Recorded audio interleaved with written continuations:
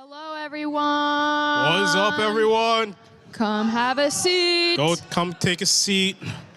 Welcome back. I'm glad you guys are here. Yeah, Truly, I am. me too.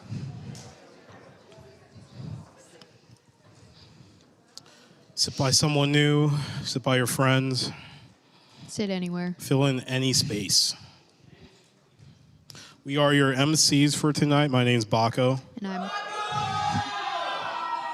I'm Molly. And we are giving your announcements for tonight. First one is offering. We give because...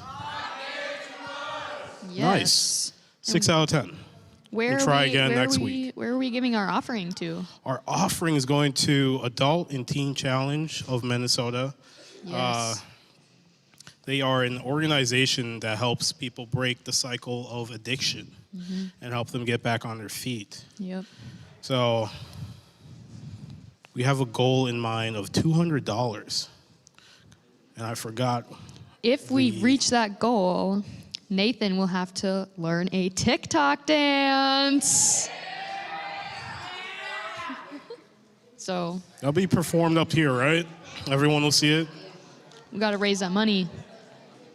So if you have an offering, put it in that black box over there on the table.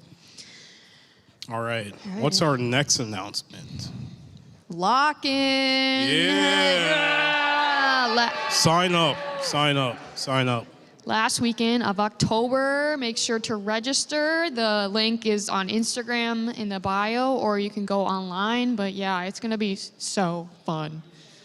There's going to be laser tag, pumpkin bowling, a lot of other games that I can't think of. Laser tag.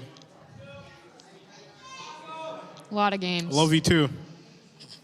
So yeah, if you want to stay up late, have pizza at midnight. Yeah, so it's going to be a great night. I would come.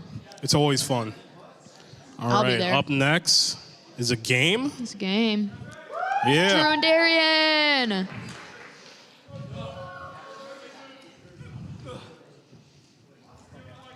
I see how it is, Baco. Did y'all see that? Baco's just rude. Thank you, Baco. I love you. Red. Hey, everyone look up at their teams. All right. Non-existent. All right. Hey, don't hate the player, hate the game. Didn't Yellow win? No, I don't remember. Whatever team I was on last year won. Oh, I was talking about high school camp. Oh, I wasn't there. Yeah, Yellow. All right. So tonight we got a very special game. Well, we got to see who's winning first, I think. Oh Drew. yeah, who's winning first? Ah, there it is. Red team. Green. I'm disappointed. Where's my red team at? Where's my red team at? Can I hear some? I love you too, Alex.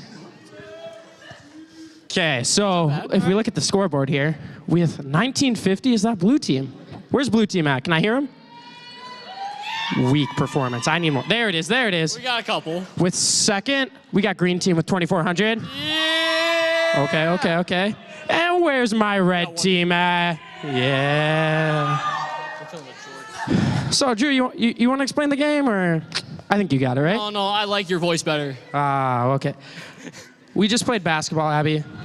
So the game we're going to play, if you look under your seats, a lot of you, as you already see, have whiteboards. And we're playing Real or Fake Halloween Edition. Last.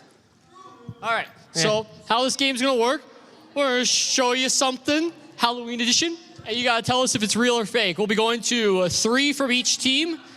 So, Darian, what team should we do first? I like red team. Where's red team at? All right, red. All right, can we get the question up? Oh, who wants to be for red? Red? That's it, right here. Right there. That's right here first. Right here, Evelyn. Evelyn, all right. You ready? Real or fake? Darren, want to do that? So, real or fake, the word Halloween is an abbreviated version of the phrase All Hallows Eve. Real or fake? Is this a real fact or a fake fact? Fake. I personally think it is real. Let me look around. Let me look around. Can we get it? Can we get the slide? Slide! I'm seeing mixed. Can we said get more fake. answers? Hey, everyone gets to play. Let me see your answers. Come on, come on, come on. Yeah, we're ready. We're ready though. It was real. She said fake. She said fake. This is indeed a sad time. Oh. Oh. Okay. Christian, what's the prize that they're Oh yeah, we got for? prizes for We you. forgot about that.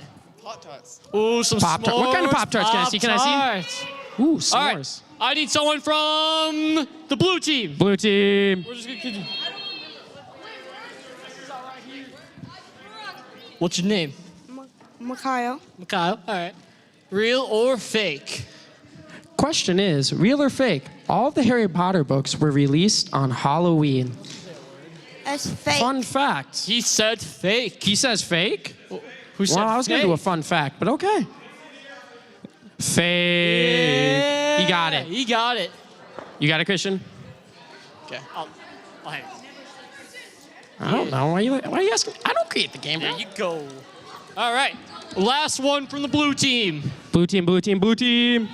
Right here, right here. Right here. You got you? All right. Can we get that question up, please? Real or fake? Whatever that word is, the fear of Halloween. I am not even going to give it a shot. Fake. He said fake. Fake, fake. Survey says.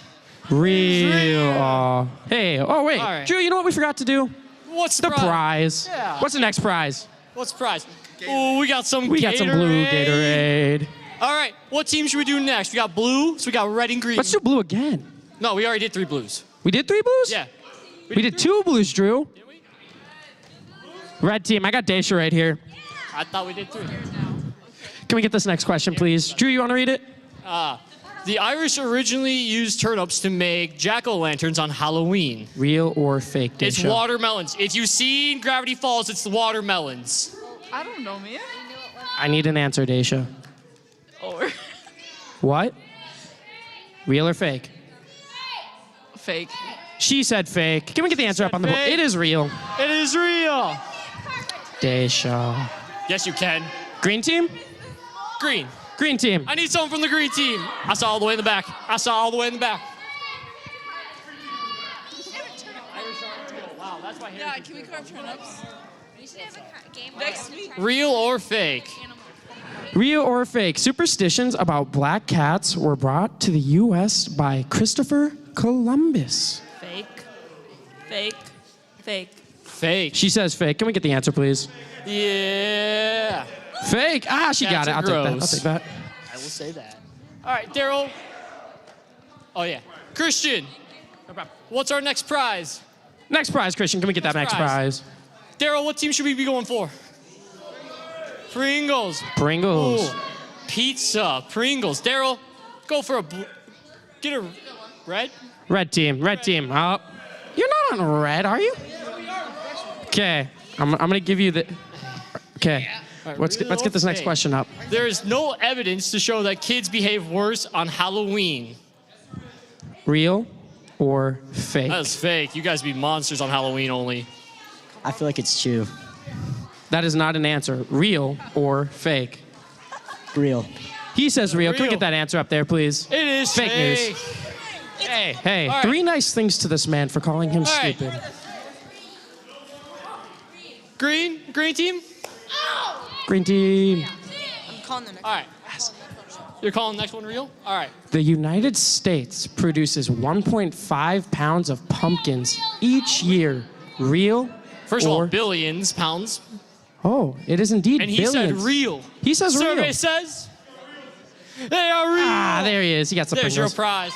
So that leaves us with 1 blue left. 1 blue, 1 green. 1 blue. What's the new? What's the What's the prize? What's the prize? Mike, Mike and Ike. Ike's. I feel like we should do a blue. Blue. Blue. Blue team back there. You got you? This blue in the back. Blue in the back. Can I get the next question up so I can read it, please? Real or fake? In a few American towns, Halloween was originally known as Cabbage Night. I'm gonna say it's true. He's going real. They are real. Acuna, you are the most wrong. Yeah, B. Yeah. Who likes your cabbage? All right. Okay, I need one person from the blue team. You got it right here. right. You blue? No. Why'd you raise your hand then? Green. Green. Nathan lied to me. You can all say boo to Nathan in the back. Can I get the next question, please? Trick or treating was created by Americans in the 1920s. Real or fake? Fake. She's going fake. She says fake news. It was indeed fake news. All right, all right. All right, we got one question left. And this one needs some audience participation, okay? So, everyone, you got your whiteboards? I need to see everyone answer this. All right. Whoever gets the closest to the answer gets everything left in the bag. It's a number, not a word.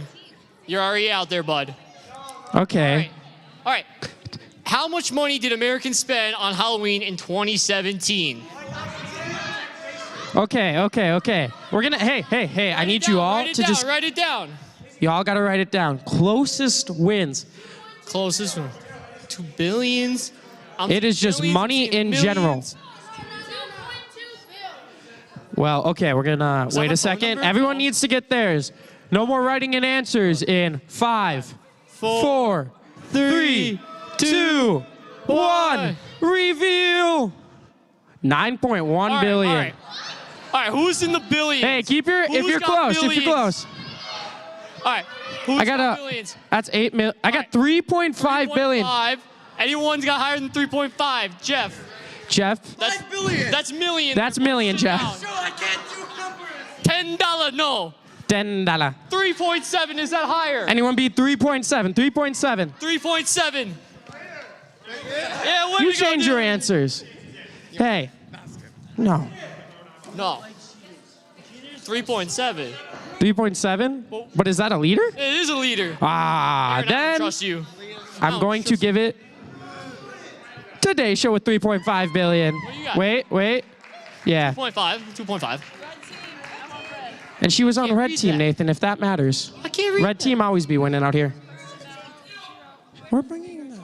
He's bringing I them. can't read that. It's not my job. Look at me.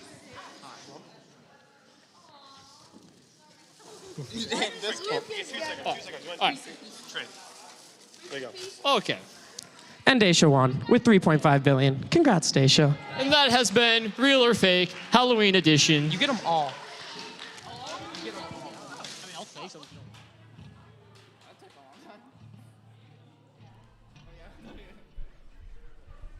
All right, now we're gonna move into some worship after that amazing game. I learned so many facts about Halloween. I don't know about you guys.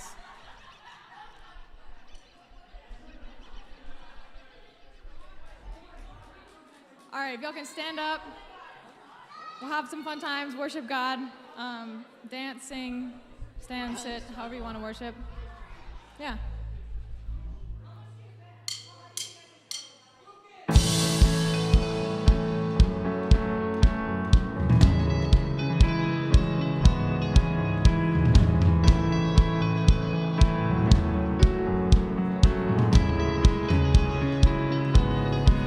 There is a river where goodness flows. There is a fountain that drowns sorrows. There is an ocean deeper than fear. The tide is rising, rising.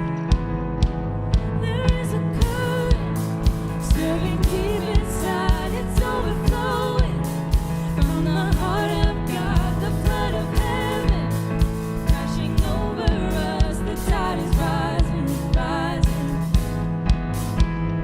bursting, bursting up from the ground. We feel it now, bursting, bursting up from the ground. We feel it now. We come alive in the river. We come alive in the river. We come alive in the river. We come alive in the river.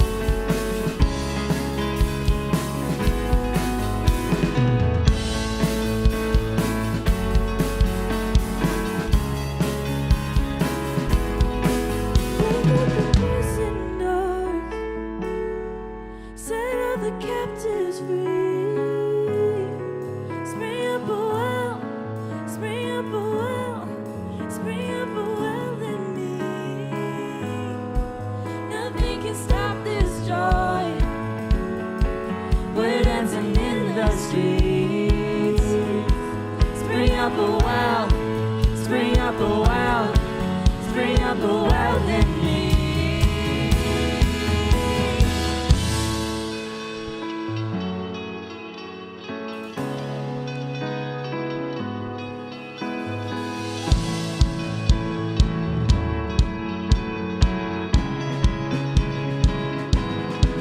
We come alive in the river. We come alive in the river.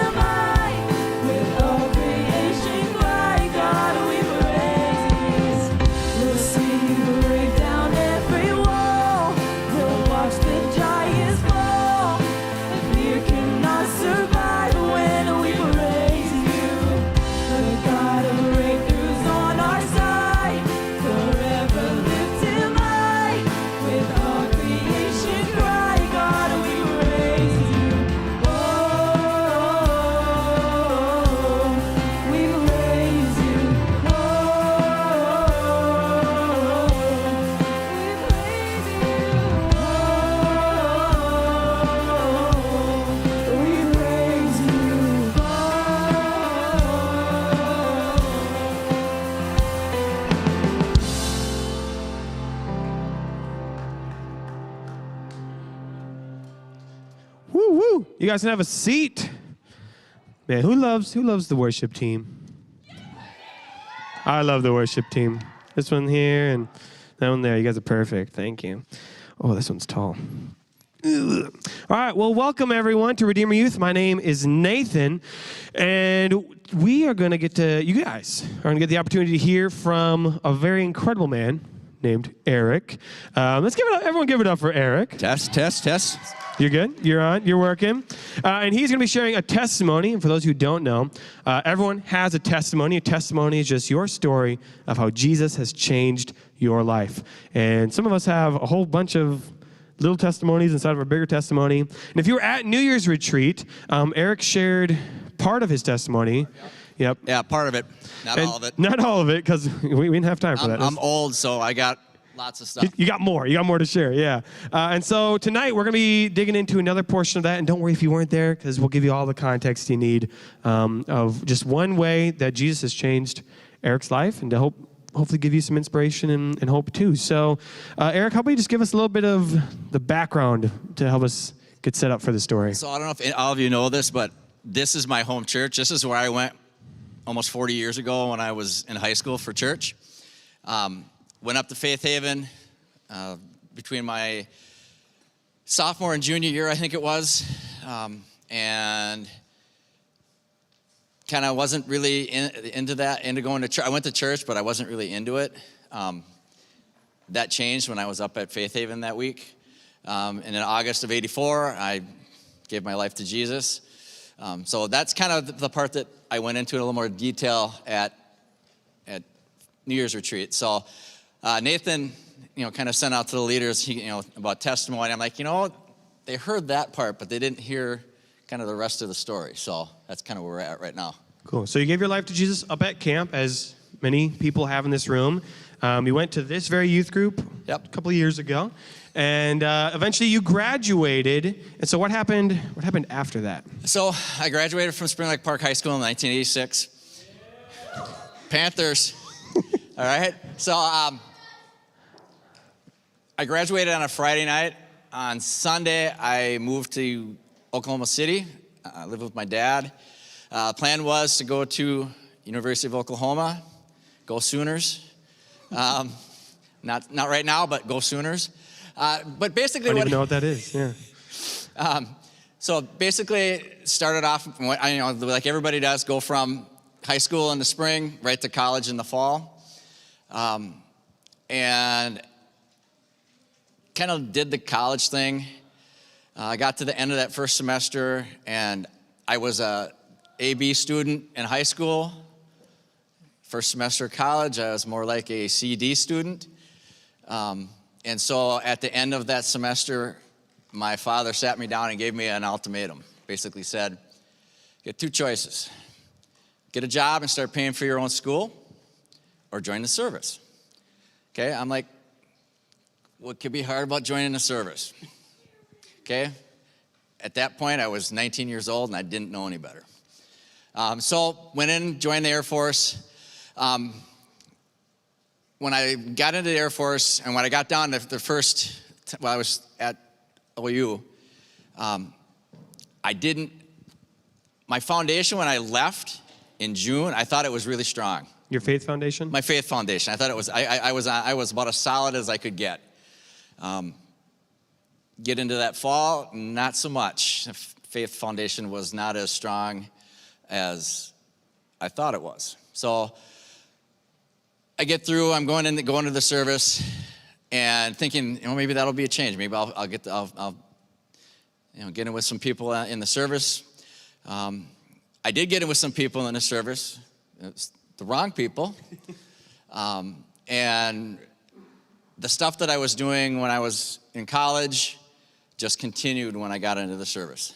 And without getting into too much detail, but what changed? Like, what were the things that were going on during that time with that crowd?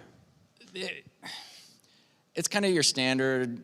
I'll be honest with you. I didn't do drugs, heavy drugs. I drank. I was kind of big into the partying scene at college. And like I said, when I got into the service and got through training, I was seeking out the people, and I must have been sending out the wrong the wrong signals. The wrong signals, yeah. Yep. And so I spent probably a year and a half, 2 years, and that's what it was. It was, I did my job during the day, and when I was done with my work, we went to the bar on base, or we went off base, wherever that was, and just kind of was in that party scene. So after about that 2 years, I'm like, okay, something's got to change. I got to figure something out.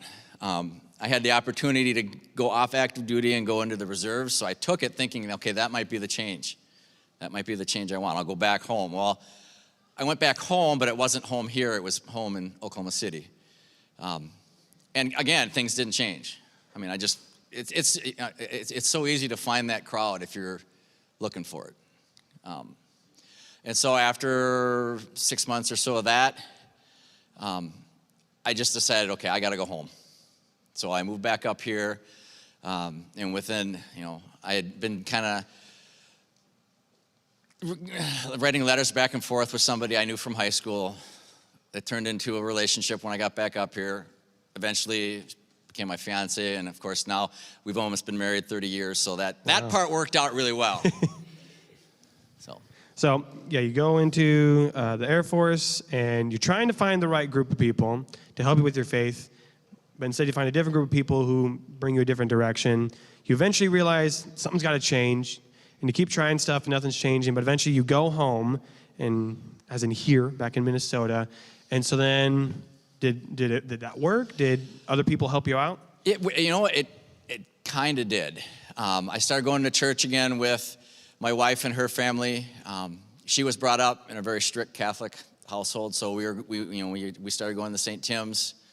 I started teaching. I mean, I was in my 20. I was 25, 26. I was teaching Sunday school. I thought everything was going well. I mean, the relationship was great.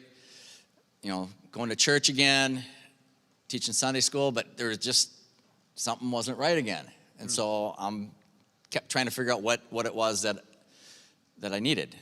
And you had stopped drinking and partying at that time. Yeah, right? I mean that was one of the good things about my wife. She basically told me, none of that. You're not doing that. You're not doing that unless it's at the dinner table on a holiday and you're having some wine or having a beer. But you are not going out and doing the partying that you did before. So you're able to find at least someone who was able to help bring you back Yep. a little bit. But even though you had stopped those bad habits in that part of your lifestyle, you were still feeling like there was something. Just something not off. right. I mean, something was off. I mean, I was happy, life was good, but there just was something that was off. Okay, so you're going to church, things are good, but you're still feeling something's off, and so then what happens? So let's fast forward. That was in the late 90s, early 2000s. Fast forward to about 5.5 years ago. I don't know if you know who my oldest son is. My oldest son is Nate Hendrickson, who was in the job before Nathan here. And so when he was in high school, he was brought up Catholic, because that was one of the other things, is that when we got married and decided to have kids, we made the decision we were going to raise the children in the Catholic faith. So he was raised Catholic. He got to be a senior in high school. The girl he was dating at that point was a member at Eagle Brook. He started going there, and he really got hooked onto that. And so he was looking for some other things. I said, hey. And for some reason in my mind, it came to me. I told him, hey, go check out Redeemer. He goes, well, what do you know about Redeemer? I said, it's a really good church. And he didn't know that I had been here when I was in high school. So he started coming here, got involved heavily in here, became the assistant to Brian. And then we started coming here as a family.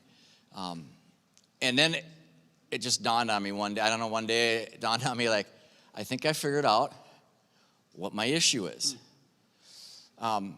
And the issue was I was still holding on to that guilt that I had about, when I was trying to build my foundation back up after high school and in the service, was I really putting forth the effort, or was I making it look like I was putting forth the effort just so people could see that I was making an attempt? And that's basically what it was.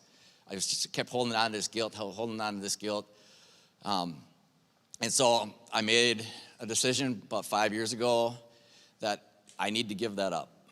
So after going to church here one Sunday morning, I don't remember if it was Pastor Jason or Pastor John had said something. I'm like, I'm going to do that. So I got home and I, went into a room by myself and I just said, hey, Jesus, I know I made that attempt, but I don't think it was a very good attempt. I just need you to tell me that I'm forgiven, that I can give that up and I can let it go and I don't have to worry about holding on to that guilt. Immediately, it was just like something was lifted off my shoulders.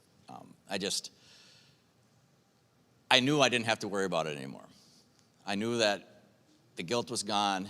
I'm sure you've heard of talking about conviction versus condemnation. I felt convicted because I did do something against, I did sin. I did do something against God and Jesus, but I wasn't feeling like that I couldn't do anything. That there was no forgiveness. There was no anything. It was just I could move on. So you had made this mistake in your past, and even though it was many, many years ago, it still just fell off. And finally you're like, God, I give it up to you. Jesus, I give it to you. Am I forgiven? And he's like, yeah. Yeah. And you just felt peace from that. Yeah, I mean, and just, and that's, I started getting more involved here. At times I feel like I never left because Pastor John, when I was at camp, Pastor John, along with Scott up at Faith Haven, Pastor John was one of my counselors, leaders, whatever you want to call it. So I mean, every time I see him, it just brings me that peace that right. That's my leader. I'm home. I'm home. I don't have to worry about it anymore. That's cool. What I love about that story is like, even though this thing had happened so long ago, even it was still impacting you. But Jesus' power is bigger than time, and he's like, no, you're forgiven. Boom, and now you're free from that. Yeah, and if you are feeling that way, if you're feeling like you're holding on to something that doesn't need to be held on to, you got to let it go. I'll be 55 in a couple of weeks. It took me into my 50s to finally figure out what that issue was and what I needed to do to fix it. So we can get a head start, is what you're saying. Yeah, and that's what I want you to do. I said, don't wait till you're 50s. Don't wait as long as I did. If you're feeling something's off, you got to address it. You got to take care of it. I love that. Is there anything else you want to share with everybody here? No. All right. Awesome. Hey, let's give it up for Eric and thank him for sharing his story. Thank you. Awesome. All right, I'm going to pray for us while the boys bring up I'm going to try the table out tonight. We're going to try out the table. Yeah. Brian was using it this morning. I thought, that looks cool.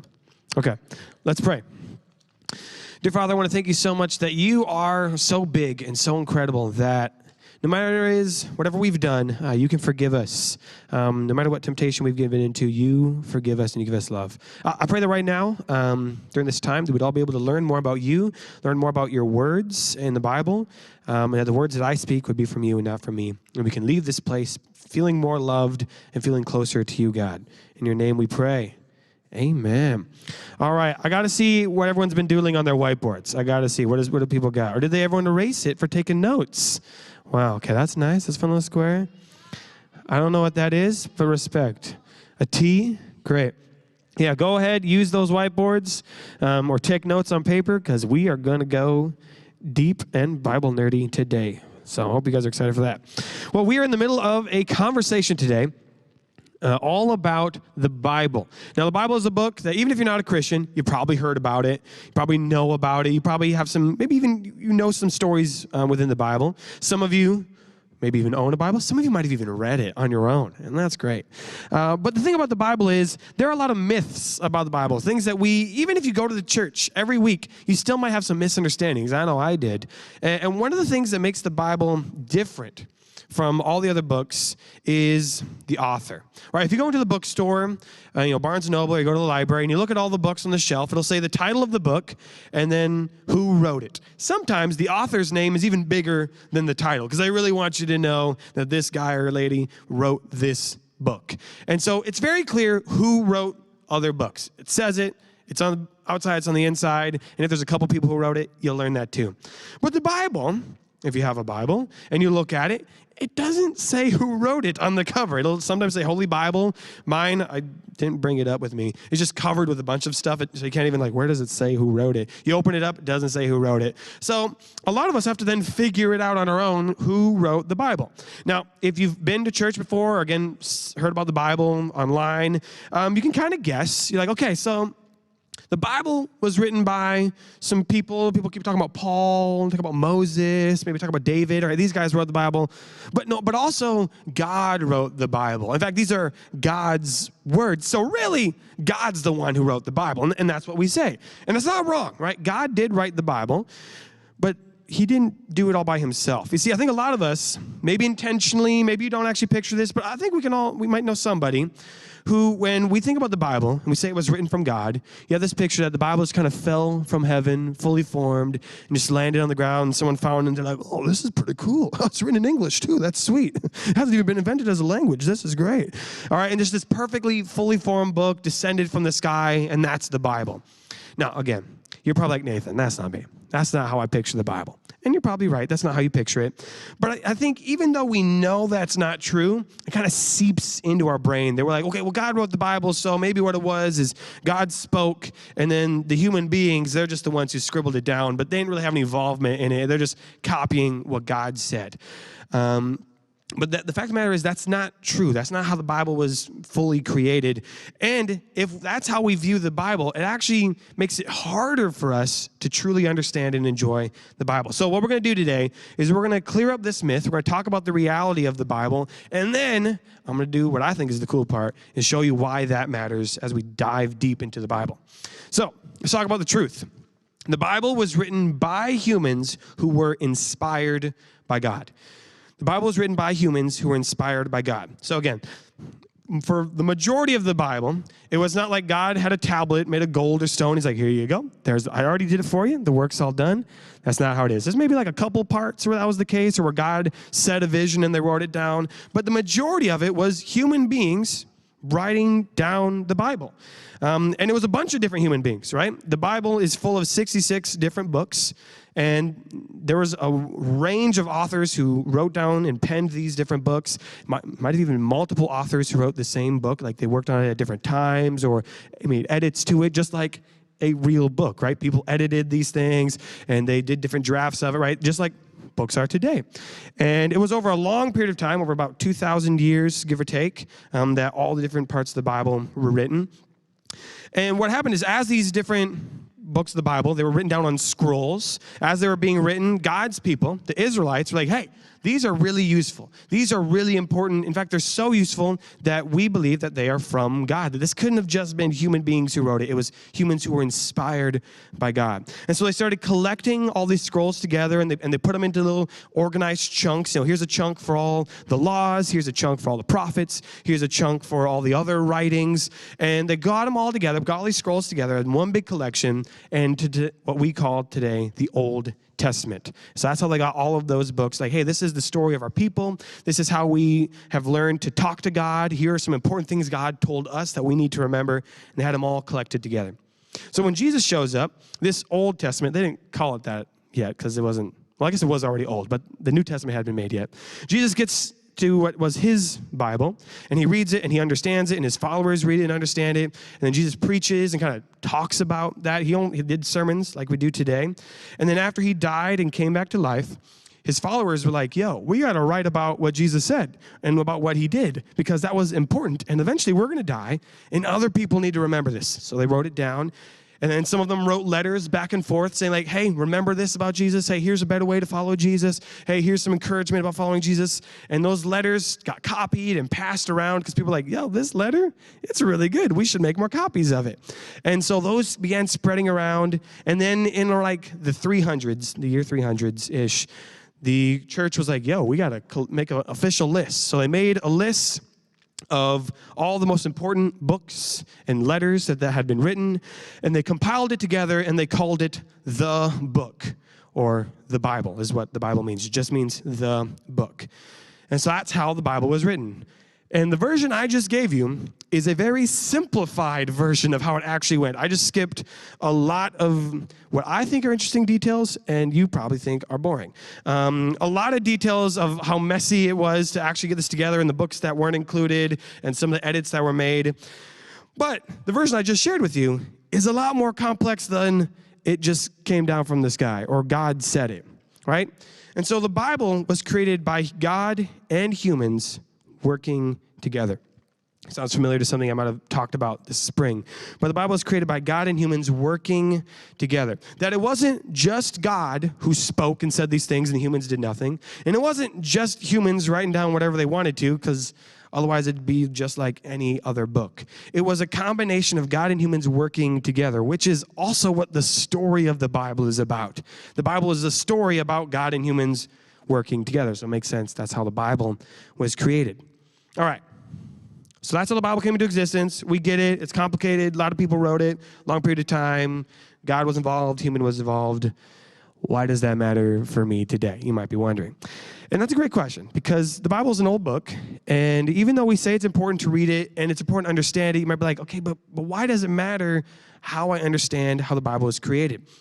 Well, it's actually really important, because when we correctly know who wrote the Bible, it helps us better understand it and read it. And if we have a incorrect view of it, then we might not read it right. So for some reason, if you believe, or if someone believes that the Bible was just written by God, no humans were involved, it somehow makes it like this distant, magical thing, like, oh, these are God's words, and you better not question it. You better not dive in too deep. You better not analyze it. You just read it and just believe what it says, and that's it. It kind of becomes like this distant, too holy thing.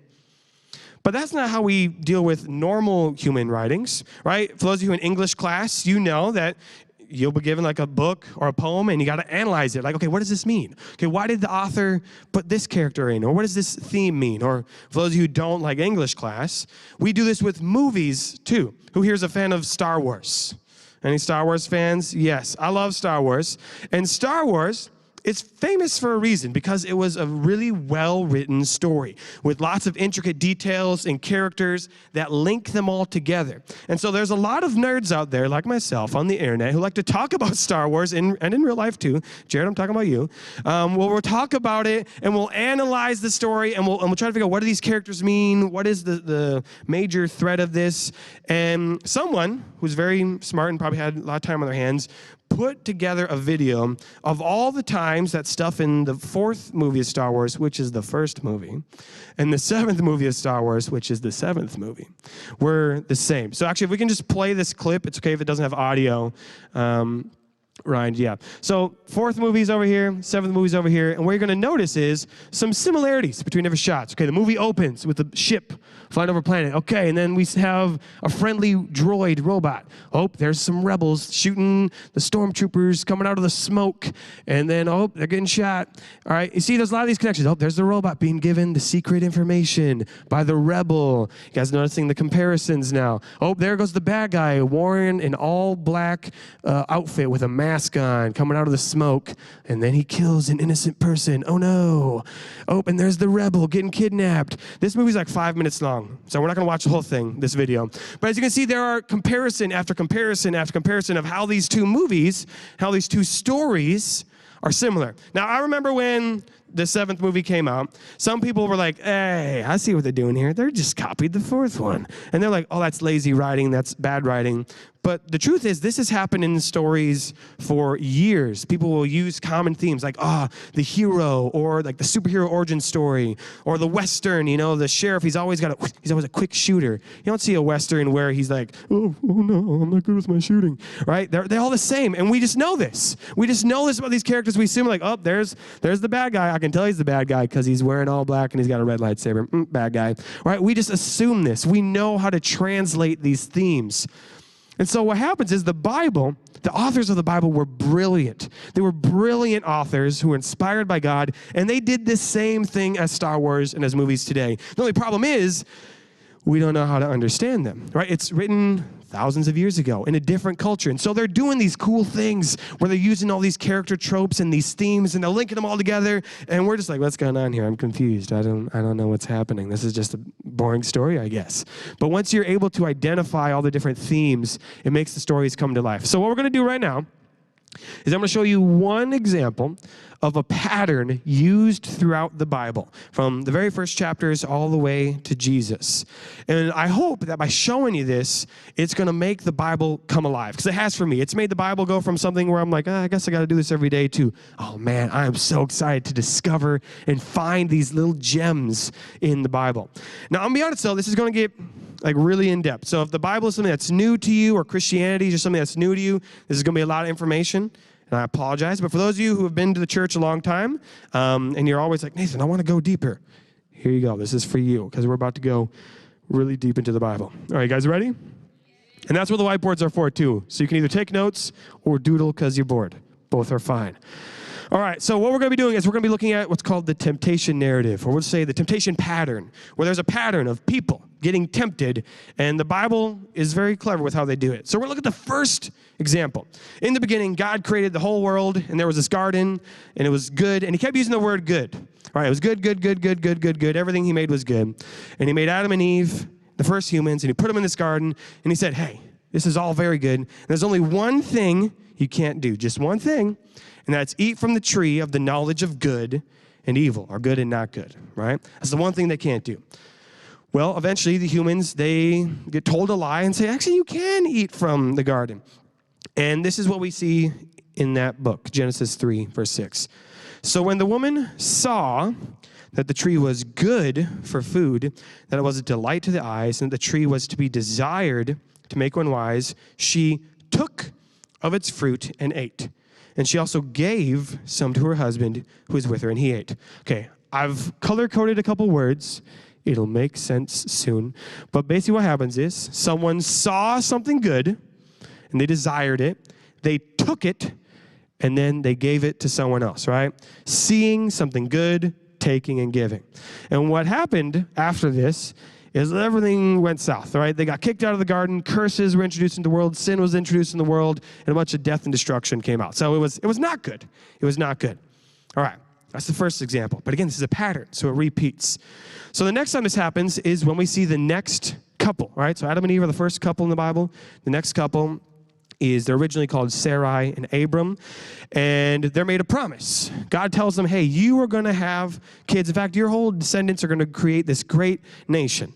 But they got a problem. They're not having any kids yet. And so God told them this promise. This was the one thing that he had promised them, but they decide they're going to take things into their own hands. And so here's what happens. Genesis 16, verses 3 and 4.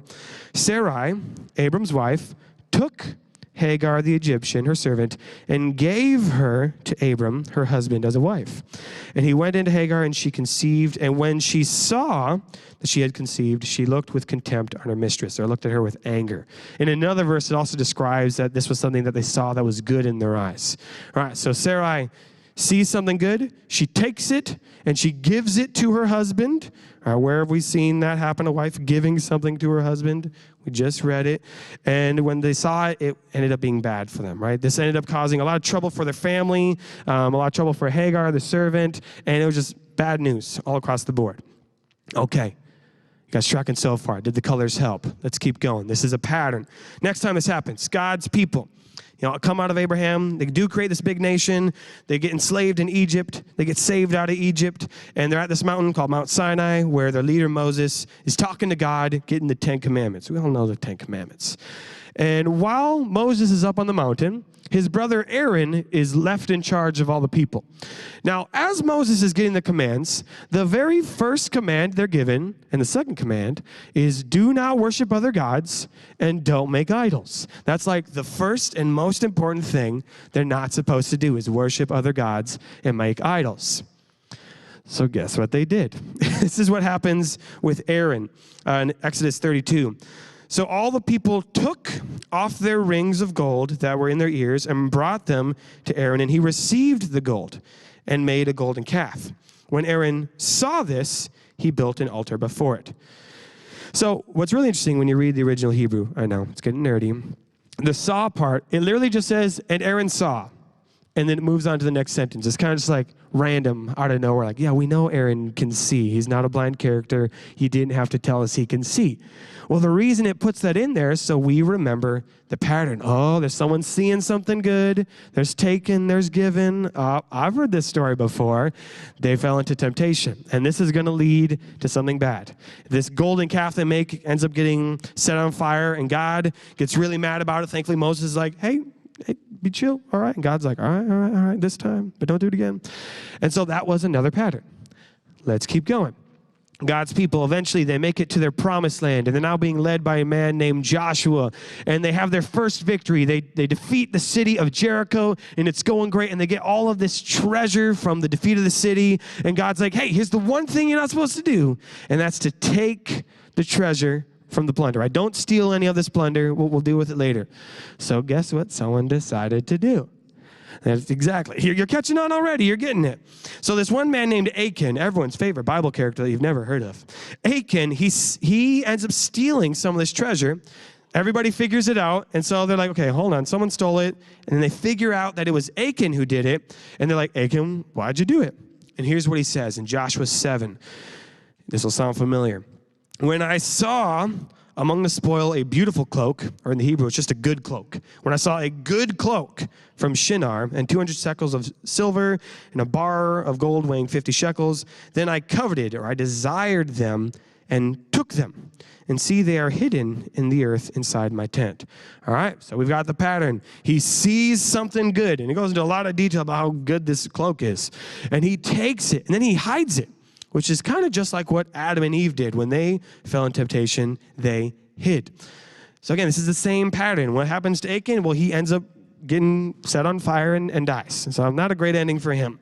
Not one of the heroes of the faith, for sure. Okay, can I give you one more example? We got one more. Okay, God's people. They get in Israel. They eventually make a real kingdom, and they get a king named David. And David, man, he's the best. We love David. He was a great king. He was doing everything he was supposed to do, well, except for one time. You see, there was a season, I don't know, it might have been spring. I'm not quite sure which season. But there was a season where the kings were supposed to be off in war and fighting. But David didn't do that. He stayed behind for some reason. And kings also weren't supposed to have many wives. But David already had a couple wives by this point. When one day we get this story in 2 Samuel 11. It happened late one afternoon when David arose from his couch, that he saw from the roof a woman bathing. And the woman was very beautiful, or again, the Hebrew tells us very good. So David sent a messenger and took her, and she came to him. So again, David sees something that in his eyes is good. He takes her, and she comes over to his house, and things end up not going well for David. This woman, her name is Bathsheba. Her husband ends up dying, and the kids that David has with Bathsheba end up causing a whole bunch of trouble for David and his family, and a bunch of people fight each other. It's very Game of Thrones or Lord of the Rings-esque, if those are something you like. It's in the Bible, and a bunch of people die, and it's not good.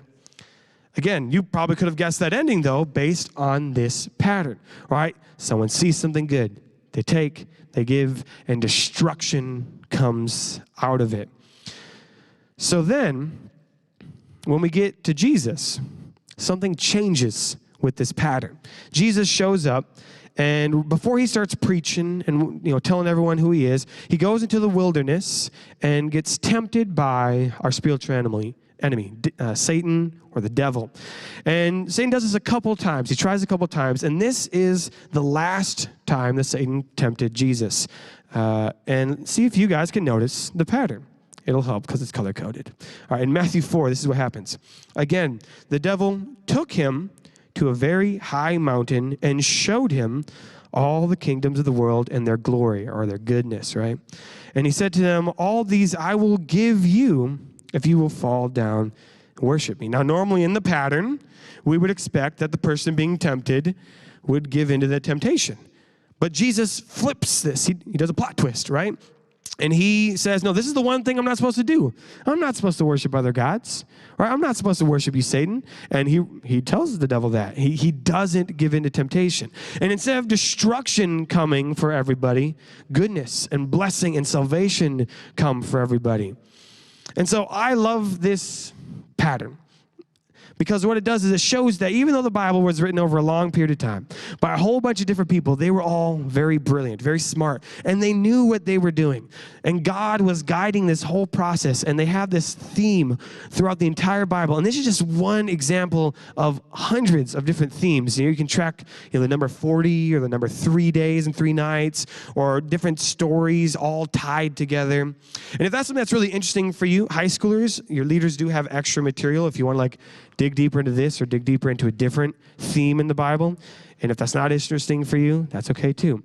But the reason I highlighted this and spent so much time on it, and I'm going to invite the worship team up as I wrap up here, is that a lot of times we are confused when we read the Bible. I get it. I've been confused when I've read the Bible too. I'm like, why is this in here? Why does it say the devil took him? Why doesn't it say they walked there or they went there? It's because that there is a deeper meaning, a deeper theme going on in the Bible that we're missing out on because we don't speak the language. We don't know the themes like we do with movies today. But the areas of the Bible that confuse us the most, or at least for me, when I dig deeper, when I ask more questions, when I read more, are the parts that come to life that I then find the most interesting and the most useful for me in my life, the most valuable parts. And so for you, as you read the Bible, if you just view it as this thing written by regular old humans, then it's not going to be valuable for you. If you read it as something that was just written by God, then you're going to be scared to ask questions, to dig in deeper. But if you realize that it has been a team effort between God and humans, that includes you, then you will dive deeper and explore the beautiful details in this incredible book. And those details aren't just fun things to realize, but they apply to our lives, and they help us follow God better and live our lives better and love each other better. And that's important. Let's pray. Dear Father, I thank you so much that you have given us this valuable book. That you didn't just give it to us from nowhere, but that you made it with us as humans. So I pray for all of us that you continue to work with us as we read the Bible. For those who are confused and don't understand, give us guidance, give us wisdom, and help us ask the right questions. And help us to understand the richness and beauty of the Bible. Because there's a lot of details in there that aren't just fun trivia facts, but details that help us know who you are and how much you love us. Details that help us love other people more and help us just to live our life free from guilt and shame. We love you, Lord, and we are so grateful for everything you've done, and we're excited for what you're going to do next. And in your name we pray. Amen. I invite you guys to stand, spread out.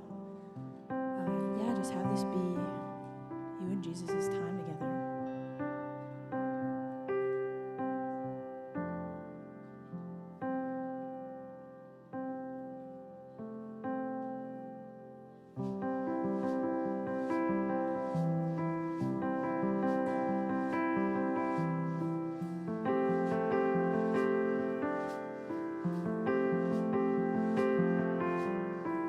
Standing here in your presence, in a grace so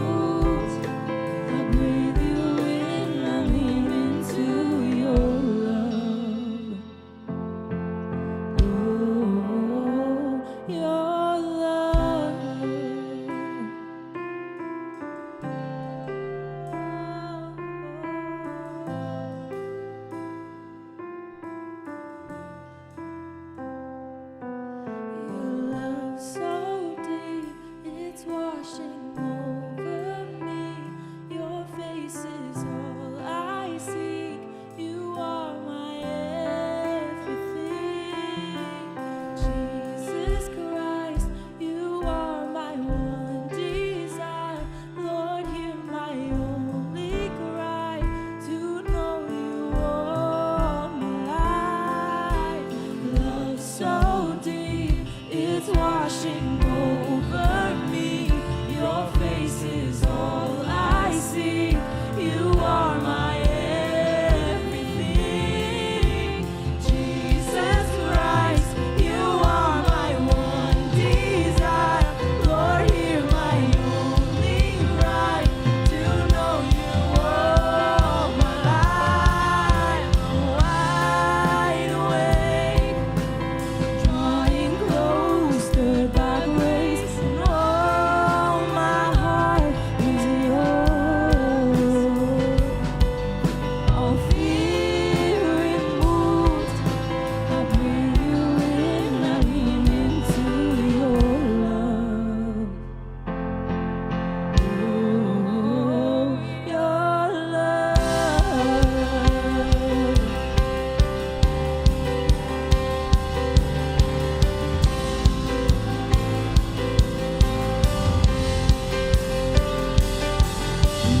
Love so deep, it's washing over me. Your face is all I see. You are my everything. Jesus Christ, you are my one desire. Lord, hear my only cry to know you all my life. It's so deep, it's washing over me. Your face is all I seek. You are my everything. Jesus Christ, you are my one desire. Lord, hear my only cry to know you all my life.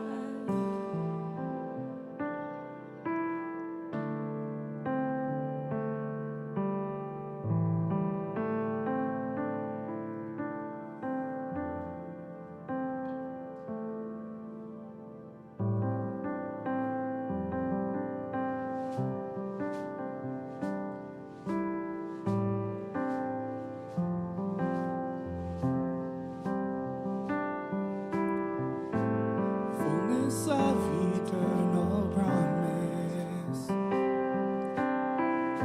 stirring in your sons and daughters, earth revealing heaven's wonders. Spirit come, Spirit come. What you spoke is now unfolding. All your children shall behold it.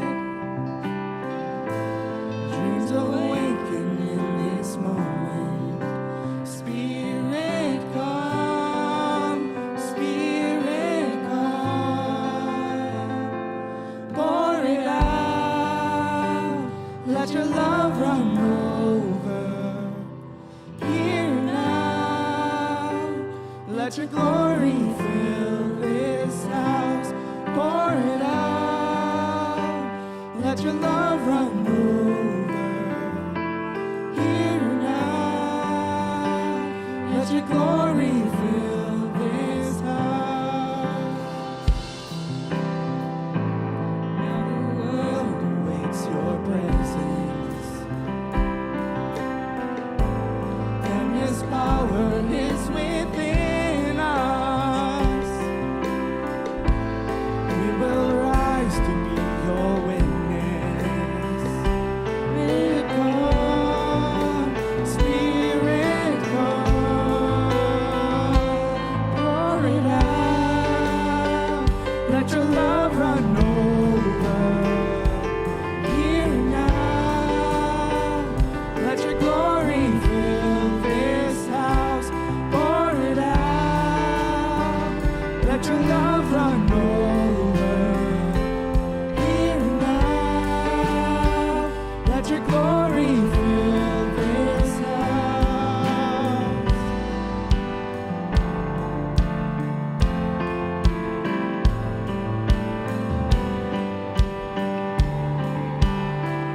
Tongues of fire, testifying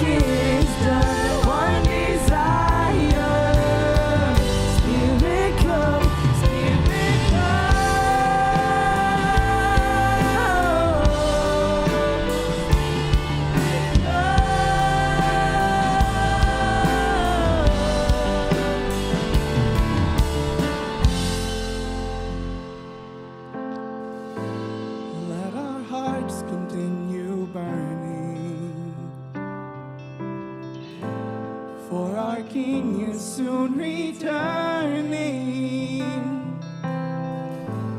As we hold to this assurance, Spirit come, Spirit come, Spirit come, Spirit come.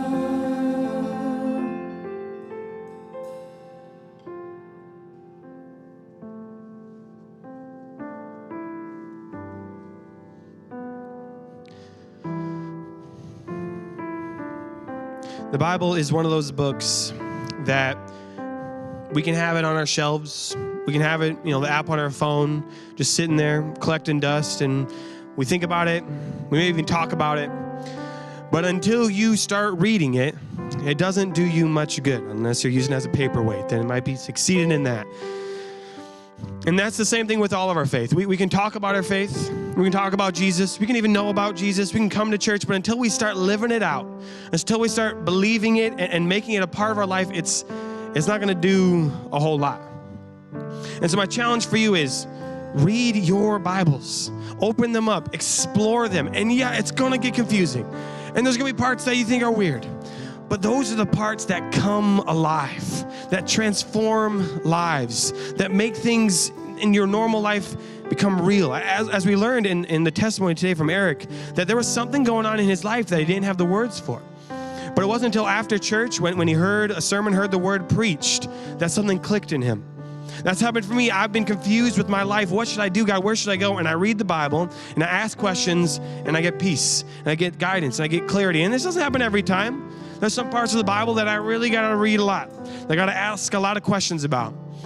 But eventually, God gives me that wisdom and that guidance, and it makes it become real. And so that's my challenge for you. Open that book, read it for yourself, ask those questions. And it's okay to ask for help or to be confused.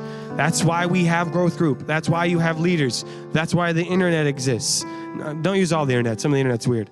But there are useful resources on there too to help us understand the story that God has given us. We all love movies because there's something about stories that just click with us. And God knew that. The authors of the Bible knew that, and they told stories. And yeah, there's letters and there's sermons, but there's stories too, because those just click in our hearts. And so before we wrap up, I just want to give the invitation for you. If that's not been something you've ever done before, is made Jesus a part of your story, is decided to follow him, I want to give you that opportunity right here, right now, before we end our time. That you can say yes to Jesus, that you can make the truths of the Bible truths for you. That you can have your testimony say, I was like this, but then Jesus changed me, and now I'm like this too. And the Bible will come to life even more. And so I'm going to ask us all to bow our heads, to close our eyes. And I'm going to give you that invitation. If you have never given your life to Jesus before, if you've never said yes to him before, maybe you did a long time ago, but you were just a kid and it didn't mean much to you. But you want to make that decision tonight, right now, I want to encourage you to raise your hand. I encourage you to raise your hand. No one's looking. Just you and me. Okay. Yes. All right, friends, we're going to do it different. I'm going to ask you guys to open your eyes and raise your heads. Because I think we're at a spot, too, where a lot of us, I see a lot of familiar faces, and I love that. But I think a lot of us, we've got friends, we've got people we know who maybe don't understand how important all this is. And maybe you're still learning it too. You're still learning, why is Jesus good? Why is the Bible important? But I think we all understand there's something that happens when we're in life together, when we are loving God and we are accepting that love from him, that changes us. So I encourage you to share that with your friends. Invite your friends to the lock-in. It's a fun space. We're all going to have a great time. Invite them here next week so they can experience, not Redeemer. Redeemer's great. But so they can experience Jesus. They can experience that love that transforms, that has changed history, and that has saved my life, saved Eric's life, and saved many of your leaders in your lives too. So let's all stand as we end our night together taking a step. Because I realize I've been rambling a lot today. So we're going to say these words and let this step lead us closer to understanding the Bible and to being in community with each other. All right, here we go. Each week, we take a step to signify our continuous walk with Jesus Christ. 3, 2, 1, step. God loves you.